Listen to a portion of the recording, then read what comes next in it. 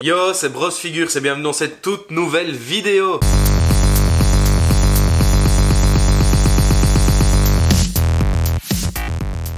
J'avais préco cette figurine il y a quelques mois, je l'ai reçue il y a quelques semaines, mais je me devais de vous la présenter. C'est un film des années 80, de 89 si je ne m'abuse. Film de Tim Burton dans lequel il y a Michael Keaton et Jack Nicholson. Et je ne vous l'ai jamais dit, mais oui, j'aimerais me lancer une petite collection de Joker. Donc j'ai déjà le Heath Ledger en custom, j'ai un Joaquin Phoenix que j'ai eu pour 50 balles de chez Toys R Us, sans boîte, sans accessoires, sans rien, mais qui fait le boulot. Franchement, j'en demandais pas plus. Et donc, vu au prix auquel coûte la Hot Toys du Joker de Jack Nicholson, je me suis rabattu plutôt sur Mars Toys.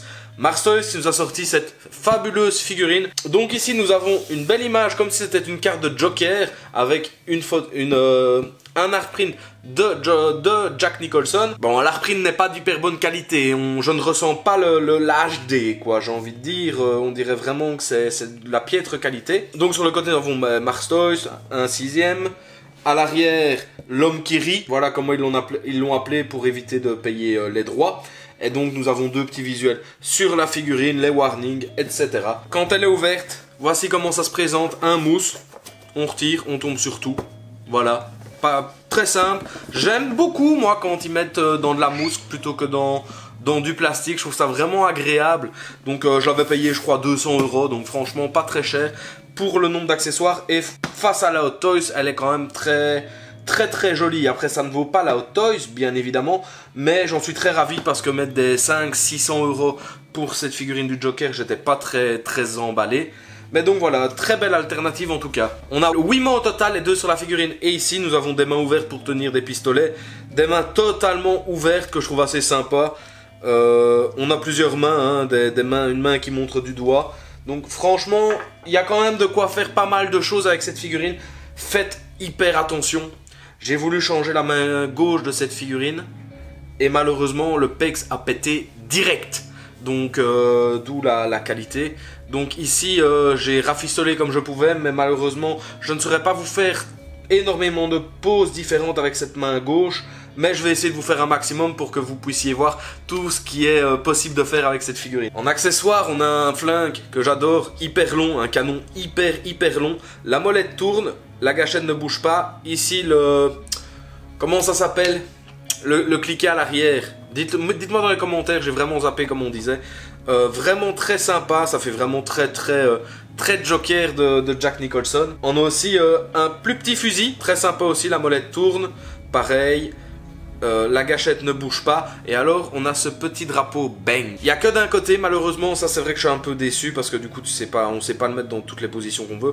Mais très sympa, on voit vraiment la scène où il veut tirer et puis c'est un vieux drapeau qui sort. Vraiment très sympa. Donc il suffit de le clipser au bout du pistolet et voilà, vous avez votre pistolet bang. On a aussi une belle fleur à mettre sur le costume.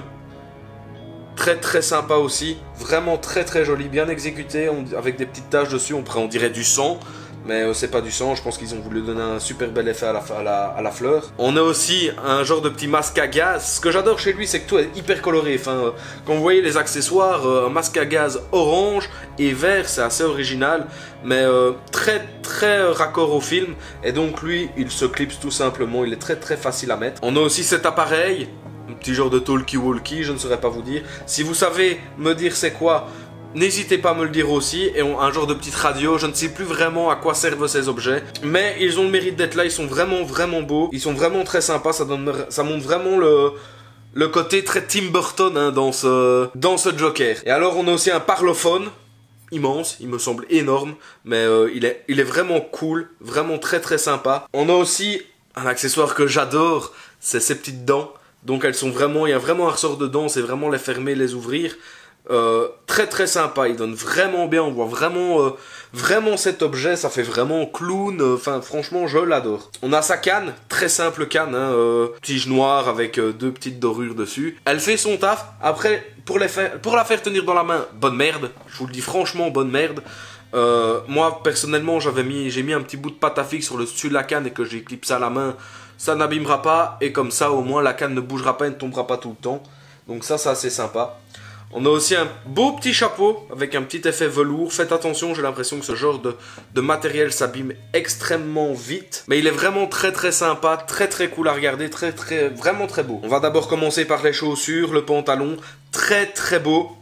On a aussi une veste coupée, je ne sais plus comment s'appelle ce style de costume, vraiment, excusez-moi dans les termes techniques pour ce genre de choses, je suis pas hyper doué. Ici, énorme marquage au niveau des cheveux, ça franchement, c'est vraiment déconné. Mais après, affichez-le avec le chapeau, mais je trouve vraiment ça hyper dommage. On sait bouger ses yeux, hein. Il y a une orientation des yeux en enlevant l'arrière de la tête. Aimanté, ça faut que je le dise, aimanté, au moins ça se barrera pas tout le temps comme vous l'auriez pu le voir dans la vidéo de Mr Bean. Donc très sympa, moyen de diriger. Les tiges sont assez longues, donc c'est assez facile que sur certaines les tiges sont toutes petites. Du coup dès qu'il faut diriger les yeux c'est une galère, enfin souvent moi j'utilise un petit cure-dent ou quoi pour bouger. Mais du coup la jonction des cheveux est vraiment dégueulasse. Une belle petite tenue, hein, un beau costard franchement magnifique. On a également en plus de ça une veste longue, avec un petit foulard dans la poche. Elle est sympa. Après, moi, je vous avoue, j'aime pas trop quand il y a trop de vestes. Parce que ça fait tout de suite très lourd, pas assez ample. Que je trouve qu'avec sa petite veste normale, il donne déjà vraiment bien. Il est vraiment très beau. On voit vraiment tous les détails du tissu, du costard, etc. Donc vraiment cool. Et alors ce visage, franchement... Le détail, le grain de peau, la peinture, les yeux, il y a des petites veines rouges dedans. Après, c'est fort marqué, mais ça va encore. Les dents, je trouve les dents, franchement, réussite. Et ce sourire, franchement, c'est du Jack Nicholson, on le reconnaît. On est vraiment heureux de voir ce sourire, quoi. Pour moi, un de ses meilleurs rôles avec Jack Torrance, franchement... incroyable. Et alors cette figurine dans l'ensemble donne vraiment hyper bien et c'est ce que je vais vous proposer tout de suite en vous montrant quelques poses de cette figurine.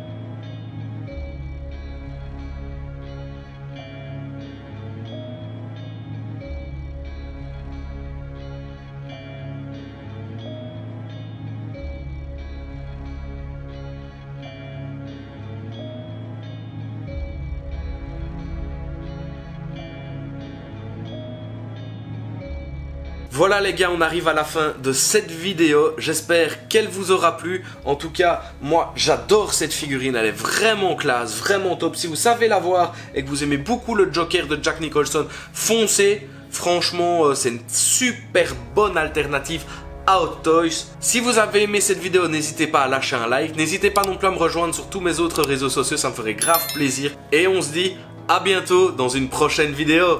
Ciao! Hey, salut, c'est Scooby-Doo. Et simplement pour vous rappeler de lâcher un like et de vous abonner à Bros Figures. Scooby-Doo-Bidoo.